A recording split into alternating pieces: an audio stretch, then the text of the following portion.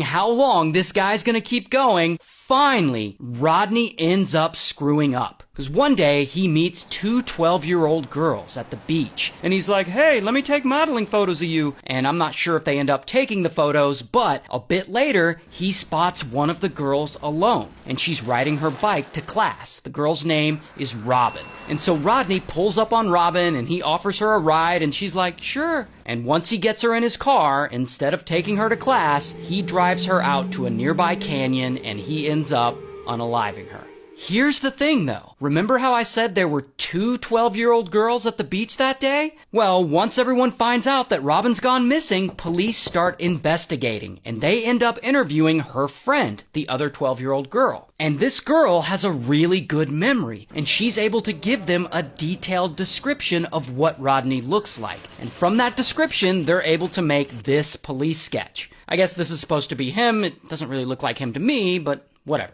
Because it does look like him to Rodney's parole officer. Rodney's parole officer sees it, and he recognizes him immediately. And so, bam, Rodney gets arrested. Here's his mugshot. And from all that, police end up getting a lead, and they go search a storage locker that Rodney had rented in Seattle for some reason. And so they search this storage locker, and they find hundreds of modeling photos that he had taken of women. Some of them were women that he later ended up murdering. But most importantly, they find a bag of jewelry. And in that bag are the earrings that belong to Robin. Earrings she was wearing the day she disappeared. And this is evidence that they end up using against him. And so Rodney goes through several different trials and appeals, but eventually he gets found guilty and he's sentenced to death.